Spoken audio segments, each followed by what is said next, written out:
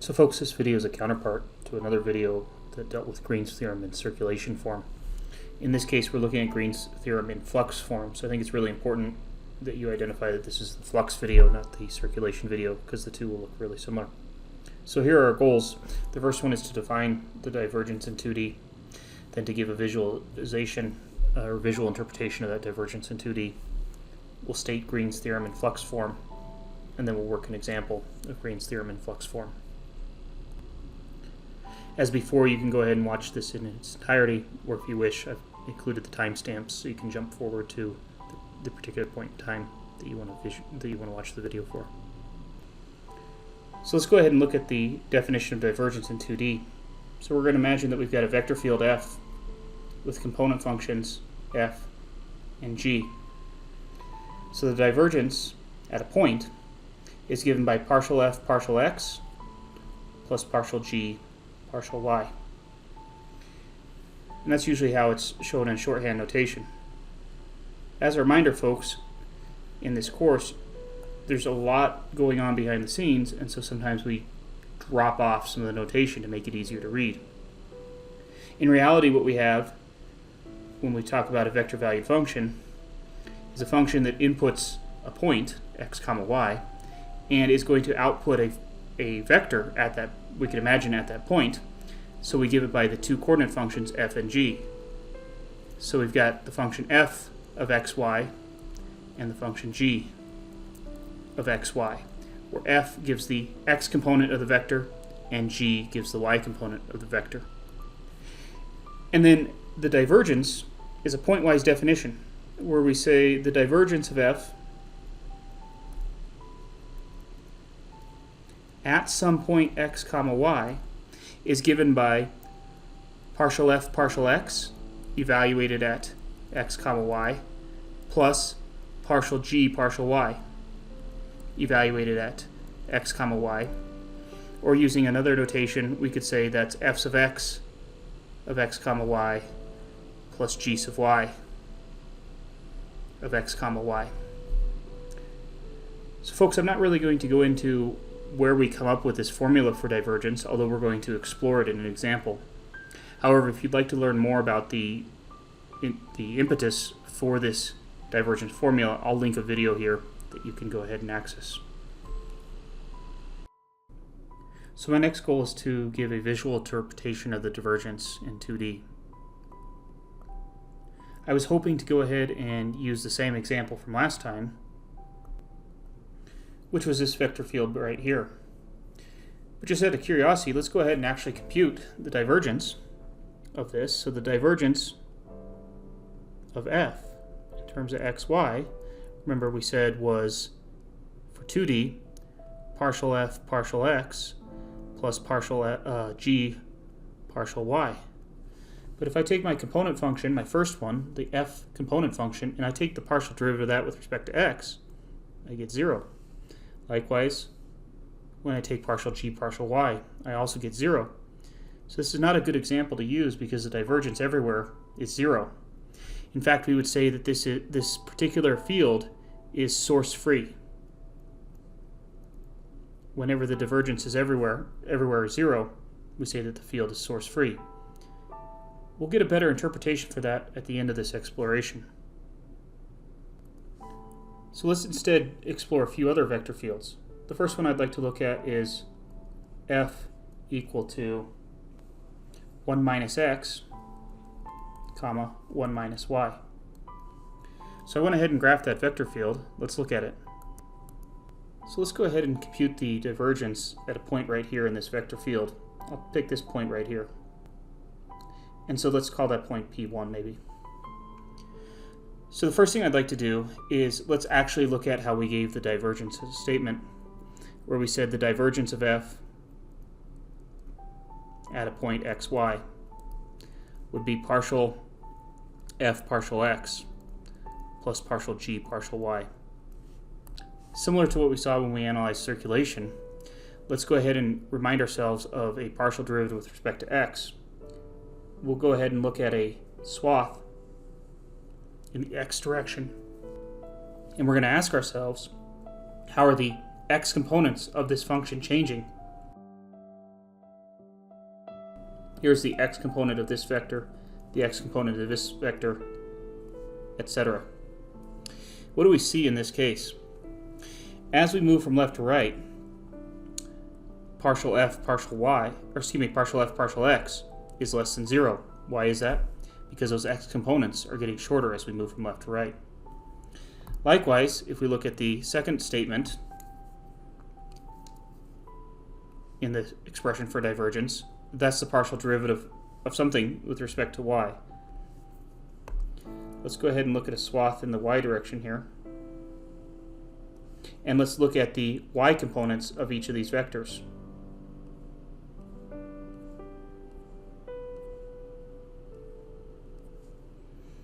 So what we see is as we move from bottom to top, the y components of these vectors are decreasing. That's what this is asking us about.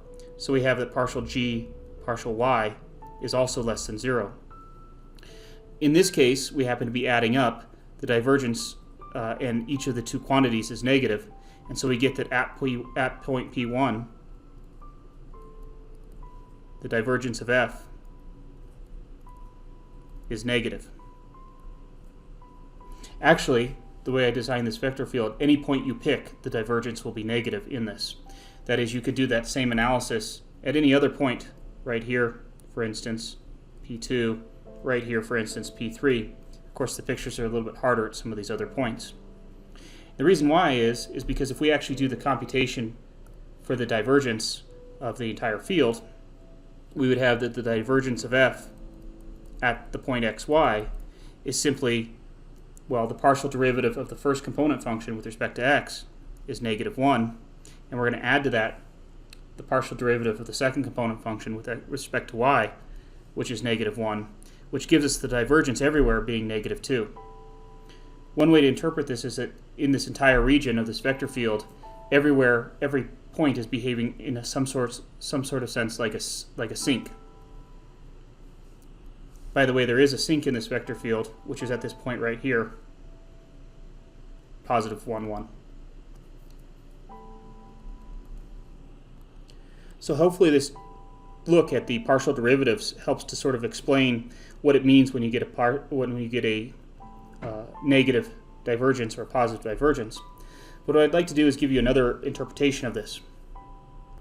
So let's clear our work around point P1. And instead what I'd like to do is I'd actually like to put a small box, which we could think of as a closed curve, around point P1. So one way to look at this is that when we're computing the divergence, we are computing the infinitesimal flux at a given point. That is, if I were to compute the flux around this box for this curve here, remember that's running in a counterclockwise direction, the flux around here you would find to be negative. But if we kept shrinking that box smaller and smaller, that flux would still continue to be negative. And so we could talk about what we mean by the infinitesimal flux at a point, which is the same thing as the divergence at that point. If you're interested in a better explanation of that, see the video that I've linked below. But once we think of this in terms of an infinitesimal flux at a point, then one way to interpret what's happening here is that when we look at this box that I've drawn around P1, or any smaller box for that matter, more vectors are going in than are going out. That is, if you were to sum up all of the vectors going in, their magnitudes, and look at all the vectors leaving the box, going across the boundary, we would see that more is going in than's going out. Because of that, we would say that point P1 behaves like a sink. But there's nothing special about our point P1, and you could have computed that at any other point in this vector field, because everywhere, we've said, the divergence is the same as -2 at -2. Let's look at another example. So now I want to look at the vector field f is equal to, this is similar to the one before, x minus 1, comma y minus 1. Before I graph it, let's take a guess at what we should expect to see for the behavior of this function, for the behavior of this vector field. So if we go ahead and take the divergence of this vector field,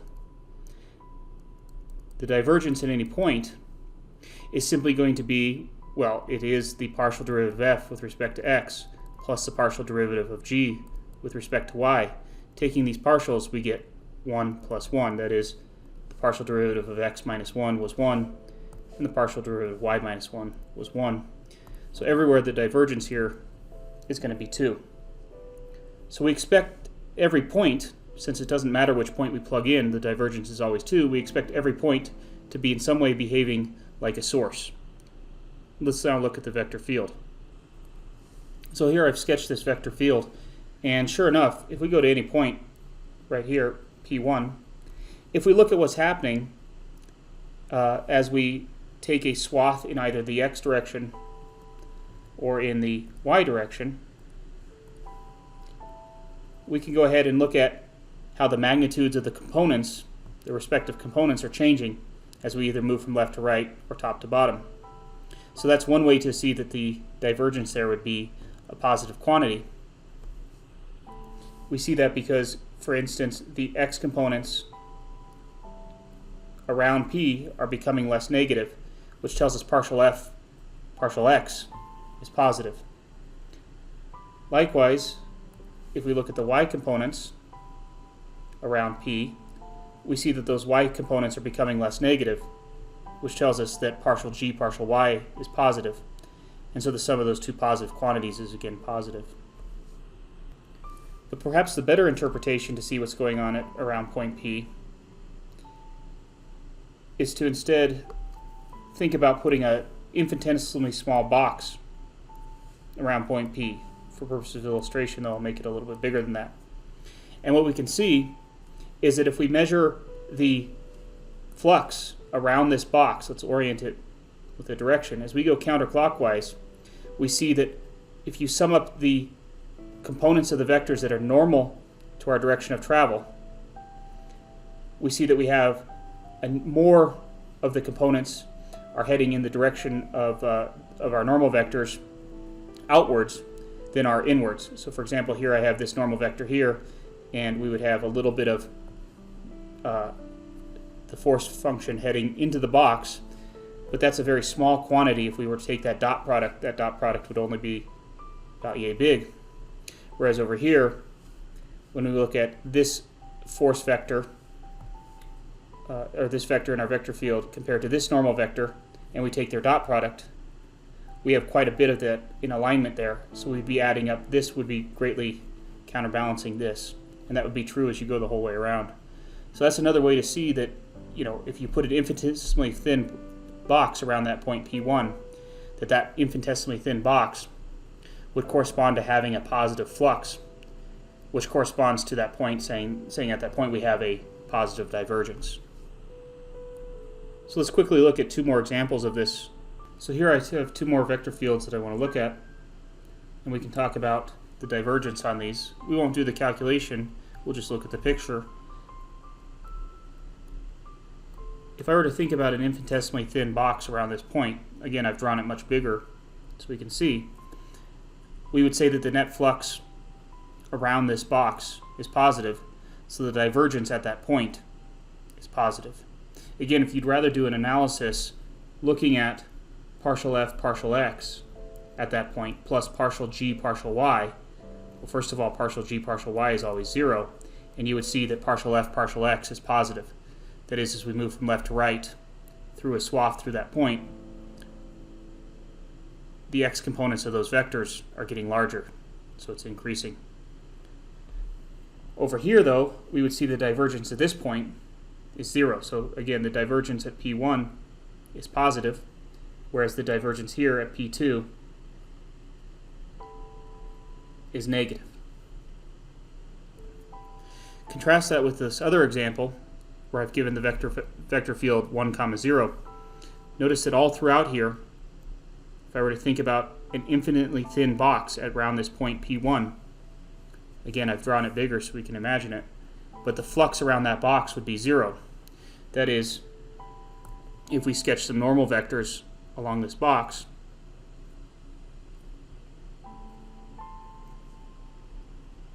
sure, there would be a positive flux as we traverse this first path, but that would be counterbalanced exactly by the negative flux as we traverse this path. And of course, as we pass through either the upper or the lower curves, we see that the dot product between the normal vectors and the force vectors, the vectors in the vector field, would be 0. So this has a divergence of 0. Again, if you'd rather look at the pointwise way of looking at that, where you actually go through and you look at partial f, partial x, plus partial g, partial y, first of all, again, there are no y components. The derivative of 0 is 0, but so is the derivative of the x component function f. That's also 0. And so we can see that as we go from left to right, if we take a swath through there, the x components aren't changing. And as we take a swath through there, the y components aren't changing. So the divergence at that point is 0. So I'll conclude with a more complicated example.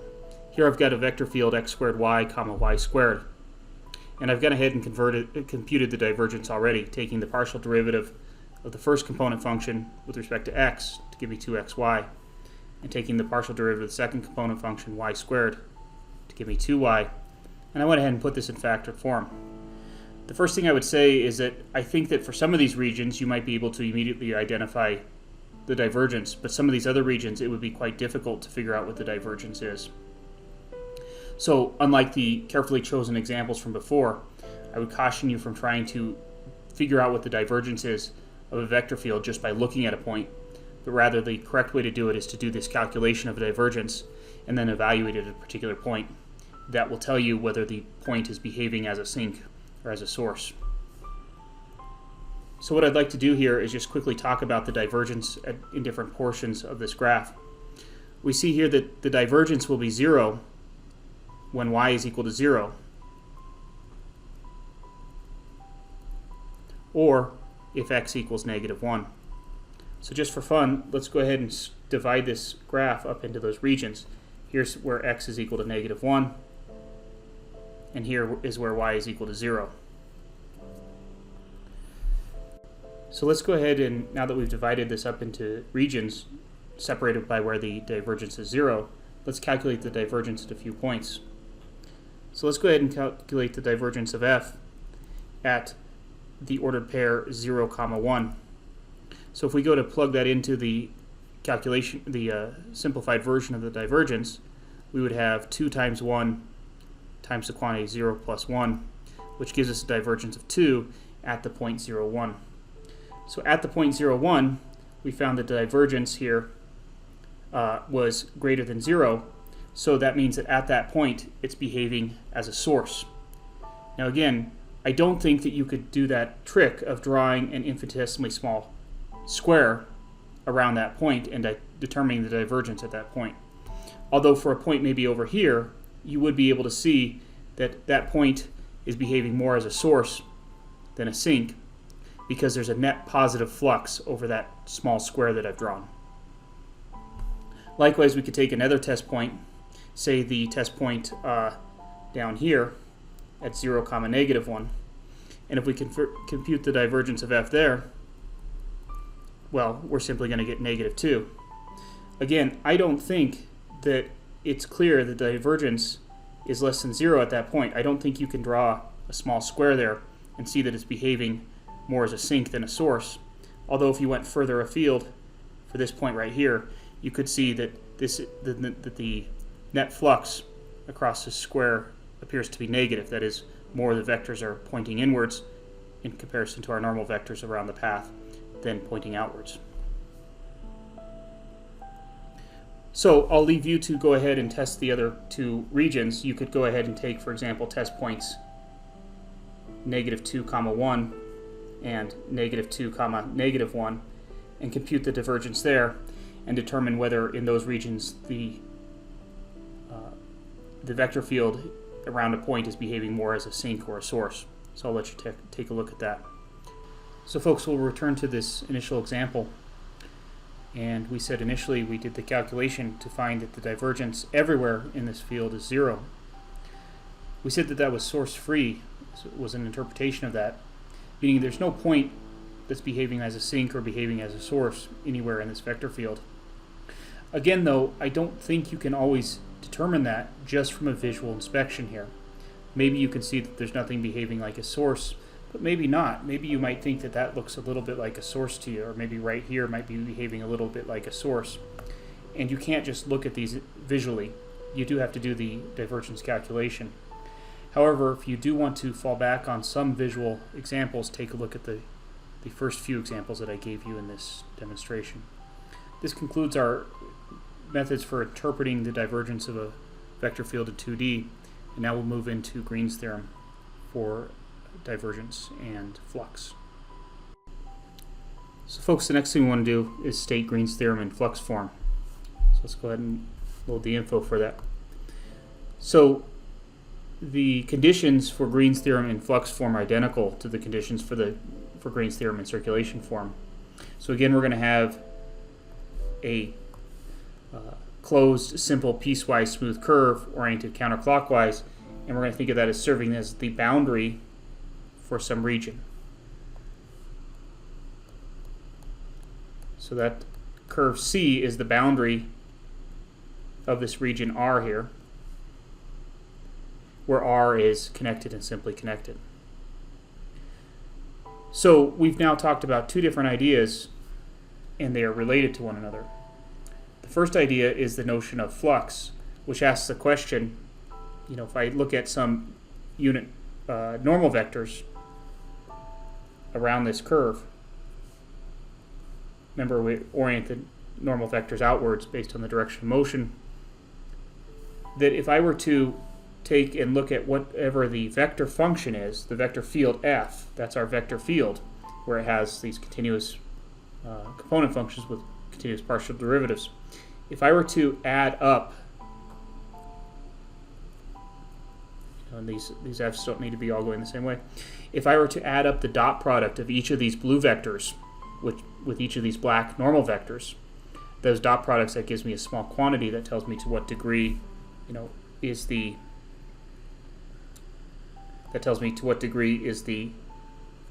force, the vector in the vector field in alignment with the normal vector. In this case, this is opposite alignment. We've got a little bit of opposite there, a little bit of opposite there. Here they're in alignment with one another, so the dot product, when I dot the black normal vector with the blue force vector, we've got a positive component of that. If I add up all of those red components there, that gives me the flux across this boundary. So the flux across this boundary is the closed loop integral, and we wrote flux as f dot in ds. So again, that's the normal component being dotted with the force, with the vector field. Green's theorem says, rather than doing that, what we could do it instead is look at all of the points on the interior here, and at each one of those points, we could calculate the divergence at those points. That is, we'll ask the question, is that point behaving like a sink or like a source? And so Green's theorem says that computing the flux across the boundary is equivalent to computing the to adding up the divergence at all the points on the interior of R. So there's our statement of the divergence, df dx plus dg dx. So that these two calculations are equivalent. And that means that sometimes when we have a double integral of this form, it may be more convenient to parameterize a curve around the region and evaluate this integral. Likewise, if we are dealing with a line integral, a closed loop line integral in a vector field, it may be more convenient, and we're looking at the flux on that line integral, it may be more convenient to compute the double integral, which everywhere adds up the divergence. So that's what Green's theorem says. Let's go ahead and put it into practice in the next example. So here we're asked to work an example of Green's theorem in flux form. And what we're given a region R, and that region is the unit disk. In this case, the boundary then would be the unit circle around that disk. And we're given a vector field. I'm not going to worry about drawing that vector field. If you're interested, you could explore that. But I'd just like to focus on the calculation. So we'd like to compute the two-dimensional divergence of this vector field first. That's something we've been looking at in this video. So the two-dimensional divergence, the divergence of f, let's write it this way, the divergence of f at some point xy is given by, and we say that that's the partial derivative of the first component function with respect to x plus the partial derivative of the second component function with respect to y. That measures whether or not the point is behaving as a sink or a source. That is, another way of saying that is the infinitesimal flux around that point is either positive or negative. And so we compute the divergence, and we find that if we take the partial derivative of f with respect to x, we get 2x. And if we take the partial derivative of the y function, which is just 0 here, with respect to y, we of course get 0. So the divergence here is 2x. By the way, this answers the question as to whether or not this vector field is source-free. This vector field is not source-free since the divergence is not everywhere 0. The only time the divergence is 0 is when x is 0, which only occurs along the y-axis. So you could look at the vector field and check to see what's happening along the y-axis there in terms of divergence. So now we're asked to go ahead and evaluate both sides of the integral in Green's theorem. So the first thing we'll look at is the flux calculation, which is similar to what we've done before. So we're going to compute the flux around this curve, which is given sort of sparsely in this statement, f dot n ds. And again, the way we think of that is we're taking the vectors in the vector field, dotting them with the normal vectors of our curve, and summing up those components over the entire curve. So remember, there were a couple of different ways to simplify or rewrite this flux expression. I'll do the first way, which said that this was the same as f dx plus g dy, but that's still not very practical for computational purposes if we're going to actually use this curve, because we need a parameterization of this curve really to be able to evaluate this. So the other way to do this is, given some parameterization of the curve r of t on the interval from a less than or equal to t less than or equal to b, is to rewrite this as the integral from t equals a to t equals b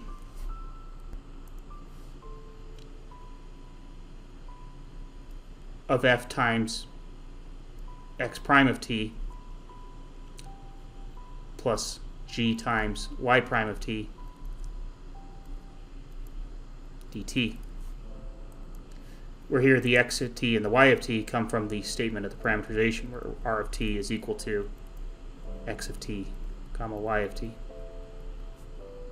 So to continue, we need a parameterization of our curve. Well, of course, C is the unit circle. Why is that? Because our region is the unit disk. And we parameterize C as typical by the cosine of t comma sine of t on the interval from 0 less than or equal to t less than or equal to 2 pi. Folks, any other parameterization will do, but let me warn you, you do have to have the correct orientation here. So if this is our region R, then when we talk about the parameterization of the boundary of that, we do need to make sure that we are heading in a counterclockwise direction. But the usual parameterization of the unit circle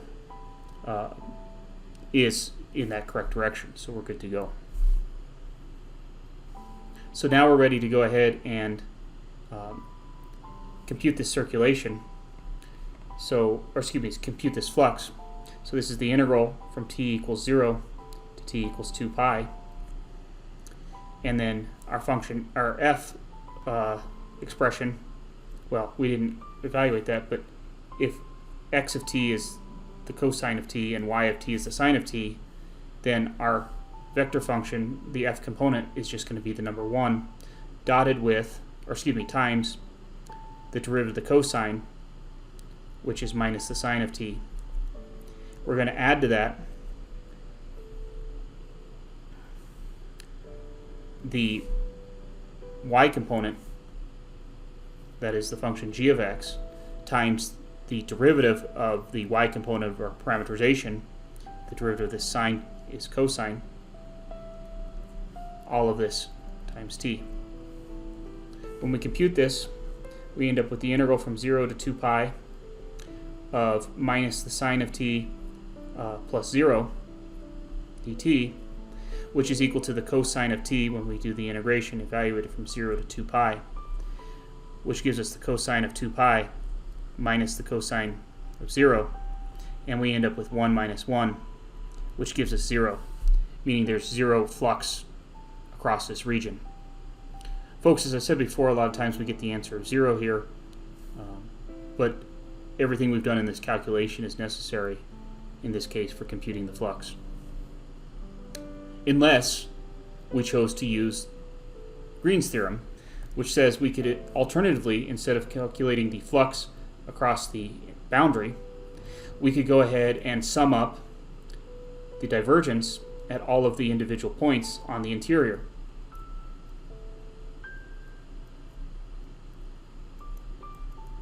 So there's our statement for the sum of the for calculating the divergence at every single point inside this interior. And if we go to compute partial f partial x, notice here, as soon as we do this, we no longer need a parameterization, and that is perhaps the most useful part of Green's theorem, is that when we do the integrals on the interior, we're not concerned with the parameterization. But again, sometimes we may prefer the flux calculation over the boundary rather than the divergence calculation over the interior. So if we take partial f partial x for this function, we would get 2x, and if we take partial f partial y, or excuse me, partial g partial y, we got 0. And so this is the integral, the double integral over r of 2x dA. Well, now we need to use our tools from earlier. If we want to compute this double integral, it's probably best to put it into polar form. So this is a completely separate substitution here. Let's put this into polar form.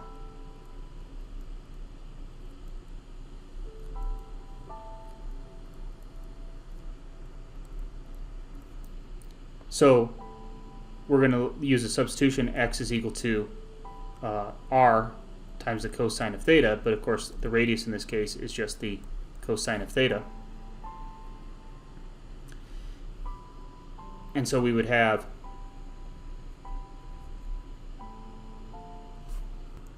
we'd have 2 times the cosine of theta, r dr d theta, and we're going to evaluate this from the radial values going from 0 to 1 and the theta values going from 0 to 2 pi.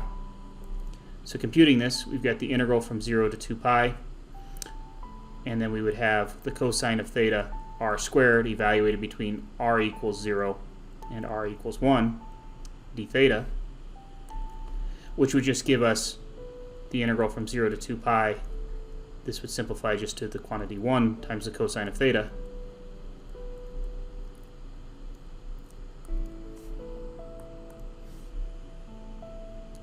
which gives us the antiderivative, the cosine of theta is sine of theta evaluated from 0 to 2 pi. So this gives us the sine of 2 pi minus the sine of 0, and we again end up with 0, well in this case we end up with 0 minus 0, but we end up with an answer again of 0, which is what we had before when we computed the flux over the boundary. We got the same thing when we added up the divergence over the interior. So folks, this concludes the examples of Green's theorem for flux. If you have any questions on this, let me know.